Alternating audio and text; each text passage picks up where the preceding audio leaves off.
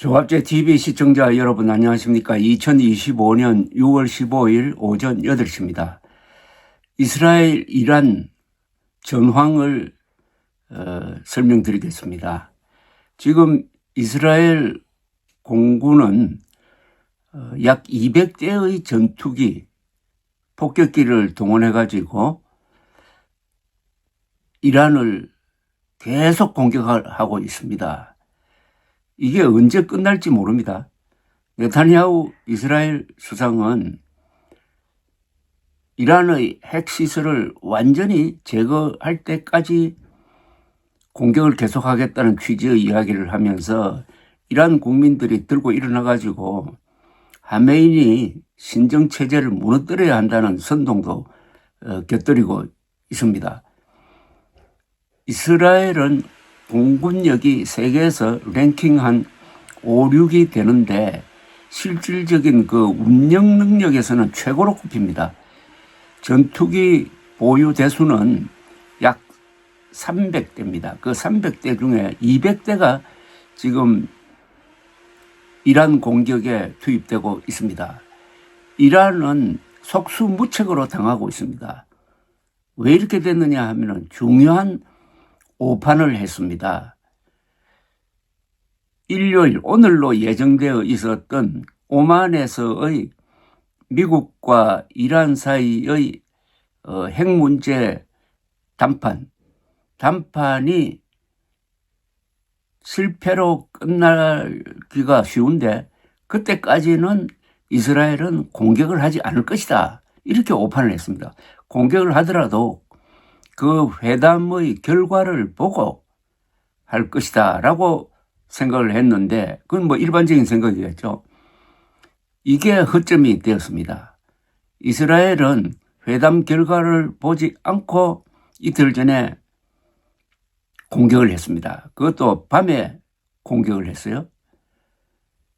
이러니까 이란 국가 지도부 또 군사 지휘관들이 방공호에 들어가 있지 않고 집에 있든지 아니면은 회의를 하고 있든지 하다가 정밀 폭격에 당해버렸습니다. 현재까지 이란이 인정하는 군사령관 그리고 핵기술자의 사망 목록, 이건 일종의 암살이라고 해야 되지 않을까 하는 생각이 듭니다. 사망 목록이 한 20명을 넘고 있습니다.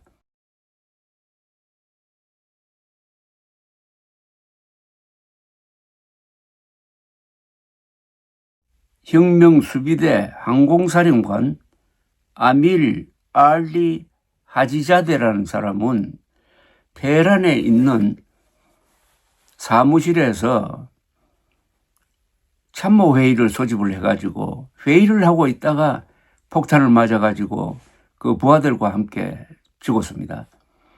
혁명수비대는 이란에서 정치적 이 권력을 행사하기 때문에 정규군보다도 더 영향력이 큽니다. 그 혁명수비대 사령관도 죽었습니다. 뿐만 아니라 정규군 총참모장도 죽어버렸습니다. 폭격을 맞아 죽었는데 방공호에 있었으면 이런 꼴을 안 당했을 텐데 오늘은 이스라엘 공격이 없을 것이다라고 하다가 이렇게 당한 겁니다. 그리고 핵 미사일 전문가들, 과학자들, 기술자들을 죽이고 있는데 현재까지 한 10명이 넘습니다. 이렇게 되니까 국가 지도부가 와해 직전까지 가니까 대응이 늦을 수밖에 없었던 것이죠. 하메인이 최고 지도자는 무사하고 그리고 이스라엘은 국가 지도자, 최고 지도자는 암살하지 않는다는 원칙을 갖고 있습니다. 하메이니가 긴급 회의를 소집해가지고 지금 대책을 논의하고 있는데 선택지가 아주 좁습니다. 계속 이스라엘과 싸우는 것을 결사항전이겠죠. 결사항전을 결정하든지 아니면 협상으로 나가야 됩니다. 결사항전을 하면은 현재의 이란과 이스라엘 군사력, 전략을 비교할 때 일방적으로 당하는 수밖에 없어요. 왜냐하면은 이게 육지로 이어져 있으면은 국경선이 이어져 있으면은 뭐 육군이 대응할 수가 있는데 멀리 떨어져 있으니까 다른 나라가 옆에 중간에 있고 해가지고 이스라엘과 이란은 직접 육상전을 벌일 일이 없습니다. 그러면 공군력으로 이기는 수밖에 없는데 공군력에서는 비교가 되지 않습니다. 이스라엘은 보유하고 있는 전투기가 한 600대쯤 되고 그중에서 실전에 투입되는 이 F-15, F-35, F-16 세계 최신의 비행기가 한 300대나 됩니다. 이란은 호메이니 혁명 이후에 국제적으로 봉쇄를 당해가지고 가지고 있던 항공기의 부품도 제대로 교환하지 못하고 있습니다. 이게 민간 항공에도 영향을 줘가지고 이란에서는 가끔 여객기 사고가 납니다. 그런 공군력으로는 도저히 상대를 할 수가 없습니다. 자, 그러면은 방어망, 즉 레이더라든지 방공 미사일이 있어야 되는데 이게 이번 이스라엘의 기습 공격 제1파가 이를 무력화시키는 공격이었습니다. 그리고 작년에 이스라엘은 이미 이란을 공격을 하면서 방공망, 레이더망, 미사일 기지를 폭격을 해가지고 상당히 초토화시킨 다음에 이번에 다시 때렸습니다. 그러니까 눈이 멀어져 버린 겁니다. 이란은 눈이 없는 또는 눈이 먼 상태에서 지금 이스라엘과 싸워야 합니다. 그래서 보복을 하기는 했는데 그 보복이 미사일 드론 쏘는 것이었는데 드론은 거의 다 이스라엘 방공망에 의해서 격추되고 미사일은 몇 방이 떨어져 가지고 현재 한 서너 명 사망했다고 합니다. 쏜 미사일 수는 100개 정도였습니다. 제대로 때리려면 한 1000개를 날려야 되는데 그 정도 대응 능력이 준비가 되어 있지 않았다는 거죠. 우선 미사일 기지가 집중적으로 얻어맞았습니다.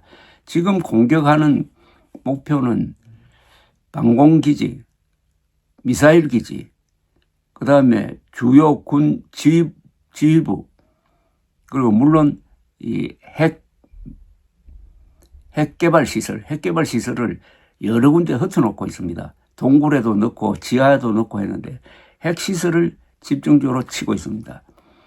그리고 이스파한이라고 옛날 수도 근방에는 한 60% 농축된 우라늄을 보관하고 있는데 여기는 때리지 않고 있습니다.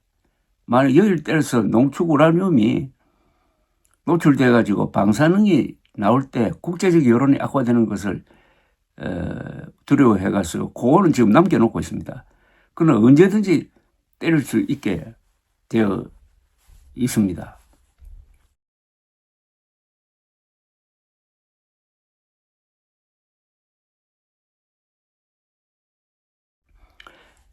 이스라엘의 공군은 지금까지 여러 가지 아주 유명한 작전을 수행을 했는데 특히 1967년 6월 6.1 전쟁이라고 합니다. 이 6.1 전쟁에서 이스라엘 공군이 결정적 역할을 했습니다. 그때 이집트 아침 교대 시간에 맞춰가지고 6월 초에 이집트 비행장을 기습을 해가지고 비행장에 있던 이집트 전투기 한 300대를 30분 만에 다 부숴버리고 말았습니다. 그 6.1 전쟁으로 이스라엘은 시나이 반도를 차지하고 예루살렘을 완전히 장악하고 그 다음에 골란 고원을 차지하고 해가지고 영토가 엄청 늘었습니다. 나중에 이게 문제가 됩니다만은 그러나 세계 전쟁 사상 남을 만한 성공적인 기습이었습니다. 그것을 수행한 것이 이스라엘 공군이었습니다. 30분 만에 전쟁은 끝났다고 이야기합니다. 그때 이스라엘은 요르단, 시리아, 이집트를 상대로 1대3으로 싸웠습니다. 이스라엘은 미국의 도움 없이 싸워서 이겼습니다. 그 뒤에도 이스라엘 공군은 중요한 기습작전, 구출작전에 동원되었고, 특히 유명한 것이 1970년대에 있었던 엔테베 작전, 저 아프리카 우간다에 억류된 이스라엘 사람들을 구하기 위해서 그 멀리 특공대를 보냈던 작전, 이런 게 다 공군력의 뒷받침이 없으면 불가능합니다. 이스라엘 공군 조종사들은 20대 초반이 많습니다. 이때가 가장 감이 좋을 때라고 그럽니다. 이런 이스라엘의 공격에 노출된 이란의 운명은 이제 하메이니 최고 지도자를 고민하게 만들 겁니다. 이분이 연세도 많고 건강도 좋지 않다고 합니다. 권력이 한 사람에게 집중되어 있습니다. 결사항전을 하면은 결국 이란은 계속 얻어맞는 수밖에 없습니다. 오늘 보도에 의하면은 이스라엘은 지금 가스, 석유 시설을 폭격하고 있다고 합니다. 지금 이란은 세계 최대의 석유, 가스 매장량을 자랑하고 있습니다. 랭킹으로는 가스는 세계 2등, 석유 매장량은 세계 5등 뭐 이렇게 되어 있습니다. 그리고 테헤란 주변을 지금 폭격을 하고 있습니다. 아마 민간 시설도 민간인들도 큰 피해를 입고 있을 것입니다. 하필 테헤란에 있는 이란 태권도 연맹도 공격을 받아가지고 3사람이 죽었다고 발표가 되었습니다. 서울 한복판에 있는 테헤란로, 그때는 팔레비 정권 때고 한국과 이란이 아주 사이가 좋을 때 서울에 테헤란로, 테헤란에 뭐 서울론가 하는 게 있다고 합니다. 만약 하메네이가 이스라엘을 상대로 협상에 나온다면은 이 또한 정권의 종말을 가져올 가능성이 많습니다.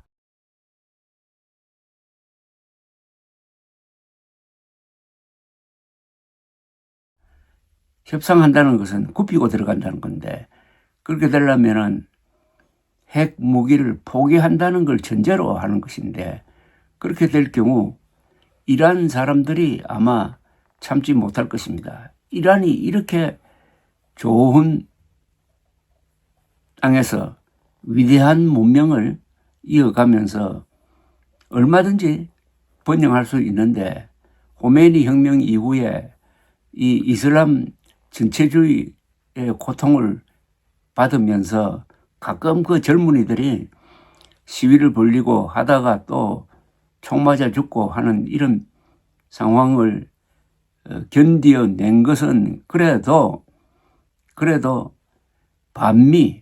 반미가 먹혔던 것인데, 요사이는 반미 선동도 잘 먹히지 않고, 그런 상황에서 만약 하메이니가 무릎을 꿇는 자세로 협상으로 나선다면은 정권이 무너질 가능성이 있다는 겁니다. 그러니까 결사항전하든 아니면 협상으로 나가든 그 결과는 정권의 붕괴 쪽으로 갈 가능성이 있으니까 지금 고민에 휩싸여 있을 것이라고 생각을 합니다. 이란은 페르시아라는 이름으로 더 유명하지만은 우리 인류사에 남을 만한 위대한 문명을 만들었고, 세계적 제국을 한 4번 만든 그런 위대한 민족입니다. 그리고 이분들은 아랍 사람들이 아닙니다. 게르만족과 비슷한 아리안 민족입니다. 쓰는 말도 비록 아랍 문자로 표현하지만은 말도 다릅니다. 그리고 자부심이 대단합니다. 이슬람이 세계 종교가 될 수 있었던 것은 이런 이란을 점령함으로써 이란이 가지고 있던 그 위대한 문명, 건축, 의술, 문학 이런 걸 이슬람이 흡수함으로써 이슬람이 고급 종교가 된 것이죠. 그걸 알 수 있는 곳이 바로 스페인입니다. 스페인에 가면은 스페인이 한 700년 동안 이슬람 지배를 받았는데 그때 이슬람 사람들이 남긴 건축물들이 주로 안달루시아 지방에 많습니다. 코르도바에 있는 그랜드 모스크, 큰 대모스크라든지 알함브라 궁전이라든지 여기서 확인하는 건축 기술은 당대 세계에서 최고였습니다. 타지마할, 그 유명한 인도의 타지마할을 만든 사람들도 이란 건축 기술자였습니다. 이런 나라가 발전하지 못하고 호메이니 그리고 그 수하들의 연속된 전체주의적 통치를 하면서 핵까지 개발을 하니까 결국 이스라엘도 치지 않을 수가 없었는데 이렇게는 이야기할 수 있습니까? 아니 이스라엘도 핵무기 가지고 있는데 이란 핵무기 가지면 안 됐냐 하면은 아마 이스라엘 쪽은 이렇게 반박을 할 겁니다. 우리는 핵무기를 가지고 있지만 다 방어용이다. 우리가 핵을 가지고 다른 나라를 침공한 적이 있느냐? 물론 이스라엘은 핵이 있다 없다 이야기를 안 합니다. 그러나 이란은 그동안에 얼마나 테러를 많이 했느냐. 테러 국가 아니냐. 테러 지원 국가 아니냐. 그러면 그런 나라가 핵무기를 갖게 될 때 어떻게 될 거냐. 자, 그런데 이 이란과 북한은 매우 친합니다. 이란 이라크 전쟁 때 고립된 이란을 도와준 나라가 북한이었습니다. 일종의 혈맹 관계를 유지를 하고 있습니다. 따라서 이란이 이번에 핵 개발을 하다가 이렇게 얻어맞고 좌절된다면은 이게 김정은 정권에도 어떤 시사점을 줄 것이라고 생각합니다. 김정은 정권은 지금 이스라엘의 이란 공격을 면밀히 보면서 어떤 교훈을 얻으려고 할 것입니다. 참수작전 하는데 한국에서는 참수작전이란 말을 많이 합니다. 그 말은 어떤 위기가 있을 때 김정은을 제거하기 위해서는 참수작전의 능력을 가지고 있어야 된다. 우리가 핵을 가지고 있지 않는 상태에서 북한의 핵 도발을 막는 3대 축 중에 하나가 참수작전입니다. 김정은이가 핵무기를 쏠려는 움직임이 포착될 때 아니면 핵무기를 쏜 다음에 우리가 김정은을 제거하는 그건 주로 공군력으로 해야 되죠. 미사일로 해야 되죠. 그걸 참수작전이라고 하는데 이번에 이스라엘이 이란을 상대로 하고 있는 게 이게 참수작전입니다. 우선 군 지휘부 그리고 핵개발 기술자들을 지금 제거하고 있지 않습니까? 이게 참수작전이 성공하고 있습니다. 참수작전이 성공하려면 어떻게 해야 되느냐? 그걸 수행할 만한 장비가 있어야 되죠. 그리고 더 중요한 것은 정보가 있어야 됩니다. 지금 이란 국가 지도부, 이란 군대 안에는 이스라엘 첩자들이 많이 들어가 있을 것이라고 생각합니다. 그리고 이스라엘은 이미 상당수의 무기를 이란 영토 안으로 들여보내놓고 이번에 드론이라든지 이걸 사용했다는 것 아닙니까? 그건 정보 없이는 불가능합니다. 이스라엘에서 가장 똑똑한 사람은 공군에 가고 그 다음 똑똑한 사람은 정보기관에 간다는 이야기가 있습니다. 공군력과 정보가 결합된 참수작전이 굉장한 규모로 지금 벌어지고 있습니다. 세계 전쟁사에 남을 만한 기습의 성공 사례일 겁니다. 이스라엘 공군이 집중적으로 공격하고 있는 핵시설은 세 군데에 있습니다. 나탄츠라는 곳하고 이스파한 그리고 포르도라는 곳인데 나탄츠는 최대 규모의 우라늄 농축 시설이 있고 이스파한에 있는 곳은 주로 연구 시설인데 핵폭탄을 설계하고 그리고 만들 준비를 하고 있는 곳이고 포르도라는 곳은 이 산속에 있는 우라늄 농축 시설입니다. 이 세 곳을 공격을 했는데 특히 나탄츠는 지상에 있는 여러 빌딩들이 공격을 받아가지고 폭파하고 했는데 주로 이 전력 시설을 공격을 했다고 합니다. 전력 시설을 공격하면은 지하 시설이 제대로 운영되지 못하니까 지하를 파괴하지 않더라도 반신불수로는 만들 수 있고 이스파한에는 농축 우라늄이 보관되어 있는데 이걸 공격을 하면은 방사능 유출 위험이 있다고 그래가지고 아직은 본격적인 공격은 하지 않는 것으로 보입니다. 그리고 포르도 지하 우라늄 농축시설에 대한 공격은 이루어졌는데 이란 쪽에서는 부분적인 손실밖에 없다라고 주장을 하고 있습니다.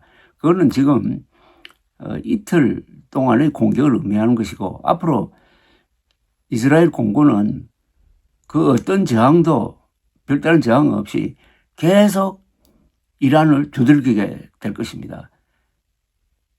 공습이 계속될 때 이 세 곳이 과연 버틸 수 있느냐? 이 세 곳에 대한 결정적인 타격을 주어야 이번 이스라엘 공격의 목표가 달성되는 것입니다. 감사합니다.